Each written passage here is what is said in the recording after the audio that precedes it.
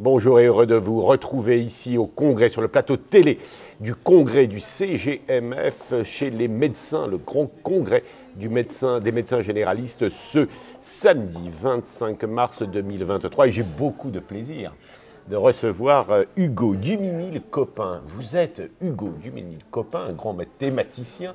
En tout cas, vous avez été en 2022 le lauréat de la médaille Fields. Alors tout le monde sait ce qu'est la médaille Fields. Enfin, pour résumer, pour celles et ceux qui ne le sauraient pas, c'est un peu le Nobel des mathématiques. Vous portez haut donc la mathématique ou les mathématiques françaises, européennes, bravo en tout cas. Et vos travaux sont sur essentiellement les théories. D'abord, vous êtes un statisticien, vous êtes professeur à Paris et à Genève en Suisse, c'est cela? Oui, alors je suis effectivement, je travaille à Genève et à Paris. Je suis probabiliste. Donc je fais ce qu'on appelle de la physique statistique, c'est-à-dire de l'étude à l'aide des probabilités de phénomènes de physique. Alors, il faut dire que les médecins connaissent éventuellement un peu les mathématiques, ils en font un peu. On disait d'ailleurs que parfois leur formation était trop scientifique. Mais enfin, je peux vous confirmer qu'on n'était pas nécessairement très férus de mathématiques. En revanche, les statistiques, ça, les médecins comprennent bien, ils en font un peu. Les probabilités, en quoi l'approche probabiliste peut aider à mieux soigner, en fait, et à la médecine, d'une manière générale?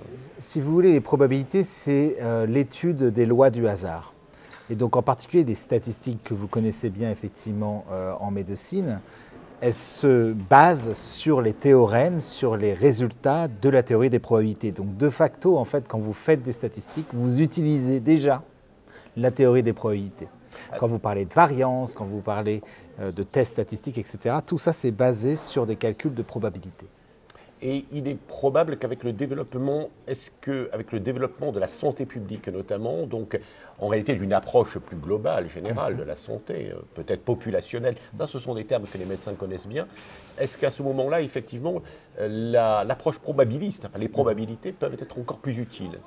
Si vous voulez, les probabilités surviennent quand on essaye de comprendre des systèmes complexes. Or, en médecine, on est toujours face à des systèmes complexes. Soit parce qu'il y a énormément de paramètres corrélés, donc par exemple même un individu, si on veut comprendre un diagnostic d'une personne, si on prend tous les paramètres vitaux, tous les paramètres environnementaux, tous les paramètres génétiques, il y a une multitude de paramètres, c'est un système très complexe.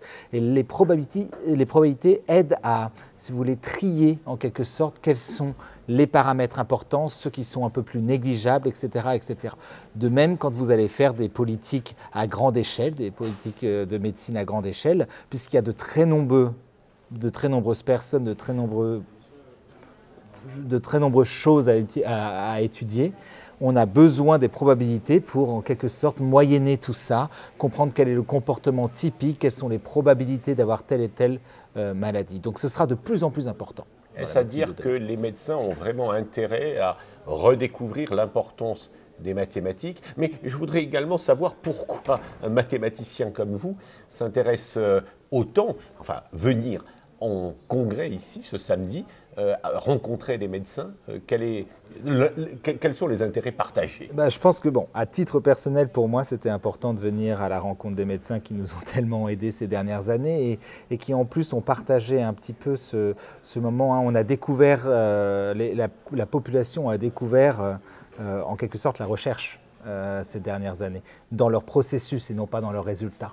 Ils ont vu le processus de recherche avec ses erreurs, avec ses balbutiements, et c'est revenu en pleine face aux médecins. Et j'ai trouvé que le reste des scientifiques devrait être solidaire justement de ça, parce qu'on sait tous que le processus de création en science, il passe par des erreurs, par des choses. Et quand on voit ce que sont parvenus à faire les médecins et la science médicale en général avec le vaccin, etc., je trouve que c'était merveilleux. Et donc, je me sens solidaire de ce qui s'est passé.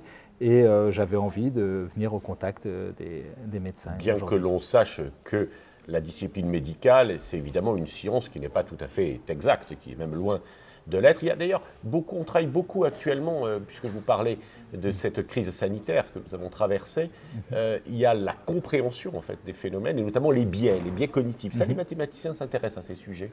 Oui, mais les scientifiques en général, en fait, on combat nos biais cognitifs au jour le jour. on a les mêmes intuitions que le reste de la population en général, mais on les combat, on essaye de comprendre si l'application s'applique vraiment, si ceci, si cela. Et ça, c'est peut-être la caractéristique la plus commune des chercheurs et des chercheuses, c'est cette capacité à combattre leurs propres biais cognitifs. Et dans le cas des probabilistes, c'est d'autant plus vrai que l'humain n'est pas une très bonne machine à évaluer les risques. Et on l'a vu en particulier avec le vaccin, par exemple. Et donc, du coup, on a tendance à surjouer, surreprésenter les petits risques. On a l'impression qu'ils sont énormes. Et ça, quand je fais des probabilités au jour le jour, il faut arriver exactement à contourner ce type de biais que je peux avoir dans ma propre recherche, exactement comme tous les concitoyens et concitoyennes. Alors cela étant, on peut dire que l'homme et la femme aussi. Le risque, c'est le sel de la vie. Le hasard aussi, peut-être, c'est un peu le sel de la vie. Des vies qui ne sont pas tout à fait programmées. Est-ce que vous voudriez, mathématiciens, trop nous programmer? Est-ce qu'il y aurait un risque? Non, alors déjà les mathématiciens et mathématiciennes ont bien conscience de là où doit s'arrêter leur science. Ça doit aider. Donc déjà prédire, c'est très compliqué même avec les probabilités. Donc déjà, ça demande un énorme investissement. Donc autant le réserver aux choses qui sont importantes pour nous. Par exemple, typiquement sur prédire quel type d'effets peuvent mener à des maladies. Ça, c'est important d'avoir ce genre d'informations. Maintenant, essayer de prédire ce que sera notre avenir, ça n'intéresse pas du tout les mathématiciens. Non, mais je restais sur la médecine. Vous savez que l'on dit que la médecine de demain, la 5P, on trouve chaque fois un chiffre nouveau, mais enfin, elle sera notamment prédictive, personnelle, etc., mais en particulier prédictive, notamment en cancérologie. On fait beaucoup de travaux pour essayer de prédire ce que seront les pathologies. Oui, alors ce qui est prédictible de façon déterministe, là on est quasiment hors de la théorie des probabilités. Quand on parle des probabilités, c'est en général plus pour des choses qui justement sont bien trop compliquées pour être prédites. Donc est-ce que ces choses-là entreront dans le cadre de cette médecine 5P? Je ne sais pas. Je ne connais pas assez le sujet pour pouvoir donner un avis éduqué. Donc malgré tout, il y a le doute. Et ne pas savoir est aussi important. Mais c'est important de garder... Le hasard, en quelque sorte, c'est l'absence de causalité. On dit que quelque chose est hasardeux et aléatoire si on n'arrive pas à trouver la cause. Or, systématiquement rechercher la cause des choses, c'est quelque chose qui peut aussi être effectivement source de stress, source de mal-être. Est-ce que j'ai envie de savoir que j'ai plus de chances d'avoir un cancer de la prostate que la normale? Est-ce que j'ai envie... Non, personnellement, j'ai aussi envie de vivre en ne sachant pas ces choses-là et en les découvrant au fur et à mesure. Oui. Ce qui a été, pour terminer presque notre entretien, avant votre conférence dans quelques minutes, vous allez d'abord nous dire un peu quels vont être les grands axes de votre conférence. Oui, que vous faites à 12h, c'est la conférence finale, la grande conférence de ce congrès. Oui, alors en fait l'idée c'était effectivement d'essayer d'aborder le hasard un petit peu différemment de ce qu'on a l'habitude de faire en tant que médecin, qui est de le regarder comme essentiellement des statistiques à annoncer à des patients ou énoncer dans une étude. Donc là l'idée c'était d'essayer de juste par exemple se demander si le hasard existe vraiment au sens fondamental du terme. Est-ce qu'il y a du vrai hasard ? Et puis, en particulier, de voir qu'il y a différents types de hasards. Il y a des hasards qui sont, d'un certain point de vue, faciles à prédire. Et c'est en général ceux-là qu'on rencontre dans la vie de tous les jours en médecine. Puis, il y a des hasards beaucoup plus étonnants, beaucoup plus sauvages.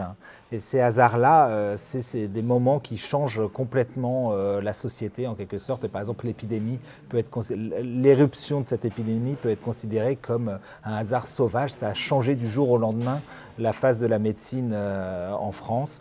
Et donc voilà, discuter ces différents types de hasards et voir dans ce hasard sauvage que parfois on arrive aussi à sortir des choses, on arrive à comprendre des choses de ce hasard sauvage et finir sur des choses reliées à ma recherche. Voilà. Ce qui veut dire que peut-être profiter de ce que l'on a vécu pour apprendre des choses. Exactement. Mais avec le développement probablement de la santé publique au sens large, on voit bien l'apport effectivement des datas, des données, de la mathématique, l'aide. Mais enfin, vous savez qu'il y a toujours eu quand même des rapports compliqués pour le médecin qui se sont toujours au centre de la formation scientifique pure, la physique, les mathématiques, Et puis les sciences sociales. Et chaque fois qu'il est trop scientifique, on lui dit mais oui, mais occupe-toi aussi des sciences sociales, de la psychologie, de la sociologie, etc. Et quand il fait ça, on lui dit mais oui, mais enfin, la médecine est une science. Enfin, vous voyez ça. Effectivement, vous marchez sur une corde fine parce que vous avez besoin des sciences, des mathématiques pour pouvoir évaluer de façon rationnelle certaines choses et pouvoir établir des diagnostics. Mais un diagnostic, c'est aussi dépendant de la personne qui est en face de nous, de son ressenti, etc. Donc il y a aussi une partie très humaine dans votre travail. Et c'est peut-être pour ça que vous avez des études aussi si longues et si difficiles, c'est parce qu'il faut parvenir à maîtriser ces différents aspects de la connaissance humaine. Hugo, ma dernière question. Vous avez été frappé par le fait que ce qui a vraiment marqué la crise sanitaire du Covid que nous avons vécu, ça a été la gestion de l'incertitude, en réalité, et de savoir comment le scientifique pouvait dire « je ne sais pas », en réalité. C'est pas simple. À la fois, les citoyens pouvaient comprendre que le diagnostic ou l'explication des mécanismes épidémiques n'était pas simple à comprendre, mais d'un autre côté, ils attendent évidemment des solutions. Et puis tout le monde disait un peu tout et n'importe quoi. Ça vous a frappé, ça ? Oui, oui, ça m'a frappé parce que, étant entraîné en quelque sorte à vivre avec l'incertitude dans mon travail, je me suis rendu compte que j'ai développé une certaine patience vis-à-vis de certaines choses, qu'il faut attendre, qu'il faut du temps pour pouvoir justement comprendre certains phénomènes, en particulier quand ils sont très incertains, comme ce qui se passait en début de pandémie. Mais c'est quelque chose qu'on n'apprend pas tellement à nos concitoyens. Aujourd'hui, on apprend beaucoup à reproduire, pas trop à analyser. Donc les gens étaient juste habitués à essayer de réagir le plus vite possible, à avoir tout servi immédiatement. Et là, on leur a dit non, c'est pas possible. Je suis désolé, mais nous, en sciences médicales, on ne fonctionne pas comme ça. On a besoin d'avancer à une certaine vitesse, de faire attention à ce qu'on dit. Et ces choses-là, ça a créé une crispation au niveau de la population qui, moi, en tant que scientifique, m'a frappé et m'a un peu déprimé parce qu'on a vu qu'une portion de la population a su, en quelque sorte, dire je vais être patiente, je vais faire confiance.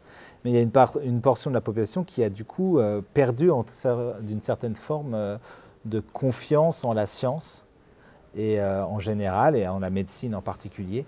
Et ça, c'est quelque chose en tant que scientifique qui m'a frappé et qui m'a fait un peu peur. Et c'est la raison pour laquelle vous essayez de vulgariser, au bon sens du terme, et d'expliquer les choses. Oui, exactement, je pense que les scientifiques, aujourd'hui on est à un moment, une croisée des chemins où il faut que les scientifiques montrent ce que c'est vraiment que le processus de recherche scientifique, que ce n'est pas juste des génies qui se réveillent un matin avec la solution et que quand il y a quelque chose de grave qui arrive, on va juste voir le génie et puis il nous donne immédiatement la solution. Non, la recherche, c'est un travail collectif, long, fait d'embûches. Et ces choses-là, il faut que les gens le réalisent. Et aujourd'hui, je pense qu'il y a du travail.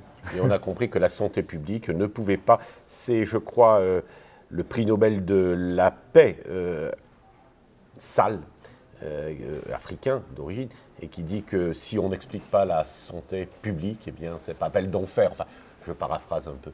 Oui, écoutez, merci beaucoup d'être venu sur le plateau télé du Congrès et puis bonne conférence. Merci beaucoup.